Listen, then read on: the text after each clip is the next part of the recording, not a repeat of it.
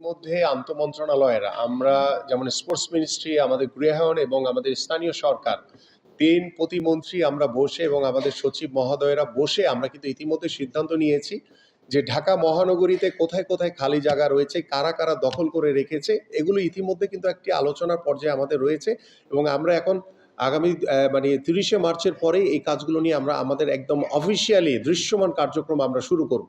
So that আপনারা একটু সহযোগিতা করেন। শুধু আমি গাবতলী মাঠের কথা বলছি না, আপনাদের মাধ্যমে যদি দখল হওয়া বিভিন্ন জায়গায় যদি মাঠ থেকে থাকে সেগুলো যদি আপনারা অবগত করেন আমাদেরকে, আমরা তাৎক্ষণিকভাবে আমরা যেই সংশ্লিষ্ট মন্ত্রণালয় রয়েছে তাদের সাথে কথা বলে আমরা সরাসরি গিয়ে সেগুলোকে আমরা মুক্ত করতে চাই। আপনাদের এই ক্ষেত্রে আপনাদের সহযোগিতা প্রয়োজন আমাদের।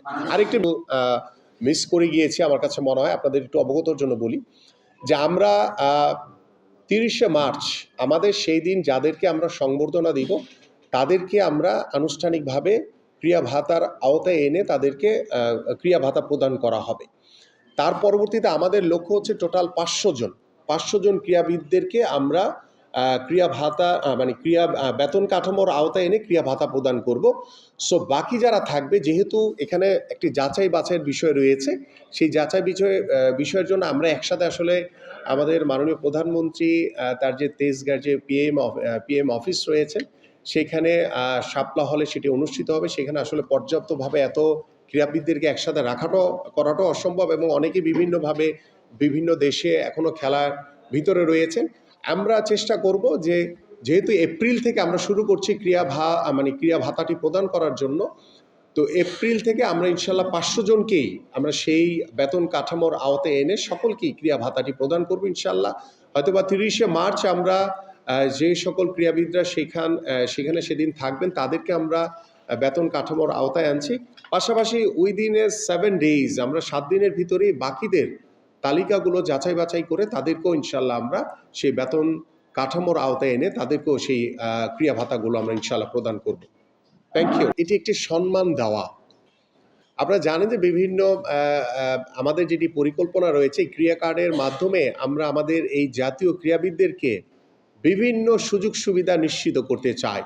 যদিও সেটি আমাদের চলমান রয়েছে কার্যক্রম, বাট আমরা আনুষ্ঠানিকভাবে আমাদের জাতীয় ক্রীড়াবিদদেরকে জাতীয় যে ক্রিয়া কার্ড সেটি প্রদানের মাধ্যমে তাদের যে বায়োগ্রাফি, তাদের যে ডিটেলস ডাটা সব কিছু সংরক্ষিত করা, পাশাপাশি তাদেরকে এই ক্রিয়া কার্ডের মাধ্যমে আমরা বিভিন্ন ফ্যাসিলিটিস তাদেরকে ইনশিওর করতে চাই। সেটি পর্যায়ক্রমে পরবর্তীতে আপনাদেরকে জানানো হবে ইনশাল্লাহ।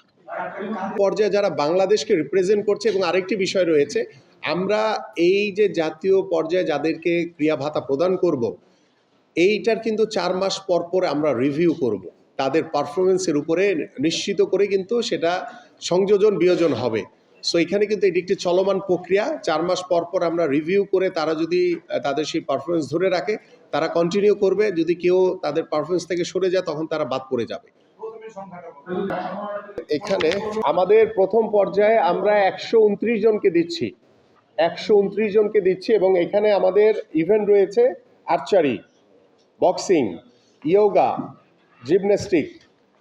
জিমন্যাস্টিক্স রয়েছে, ক্যারাম রয়েছে, সুইমিং রয়েছে, ভারোত্তোলন রয়েছে, উশু রয়েছে, অ্যাথলেট রয়েছে, প্যারা, জ্যাভলিন রয়েছে আমাদের, তারপরে হচ্ছে রয়েছে এগুলো প্যারার, হুইল চেয়ার রয়েছে, বাস্কেটবল, আমাদের নারী দল রয়েছে প্যারার, এখানেও অ্যাথলেটিক্সের রয়েছে, কারাতে রয়েছে, সেপাক টাক্রো, আপনারা বোধহয় খেলাটি জানেন, আমি নতুন যদিও শুনেছি নতুন খেলাটি। এখানে নারী দল এবং পুরুষ দল রয়েছে, আমাদের ফুটসাল নারীরা রয়েছে, নারী দল রয়েছে এবং ব্যাডমিন্টন। আমরা প্রথম পর্যায়ে এই কয়েকটি ইভেন্টের 129 জন ক্রীড়াবিদকে আমরা বেতন কাঠামোর আওতায় এনে তাদেরকে ক্রিয়া ভাতা প্রদান করব। পাশাপাশি তাদের যে সাফল্য অর্জন করেছে তাদেরকে সেই সাফল্যের জন্য সংবর্ধনা দেওয়া হবে, তাদেরকে পুরস্কৃত করা হবে এবং প্রত্যেককে ক্রিয়া কার্ড দেওয়া হবে। পর্যায়ক্রমে আমরা অন্যান্য যে ইভেন্টগুলো রয়েছে যেমন ফুটবল রয়েছে, আমাদের ফুটবল রয়েছে, অন্যান্য যারা জাতীয় দলের যারা রিপ্রেজেন্ট করে তাদের তালিকাগুলো সংরক্ষণ করে আরও অন্যান্য যে ইভেন্টগুলো রয়েছে সেই তালিকাগুলো সংরক্ষণ করে আমরা যাচাই করে তারপরে তাদেরকেও ক্রিয়া ভাতার আওতায় নিয়ে আসবো ইনশাল্লাহ। এবং এখানে একটু না, আমরা যেহেতু ক্রিকেটাররা অত্যন্ত মানে ফাইন্যান্সিয়ালি সলভেন্ট, আমার মনে হয় যে আমরা ক্রিকেটারদের বিষয়টা নিয়ে আমরা পরবর্তীতে ভাববো।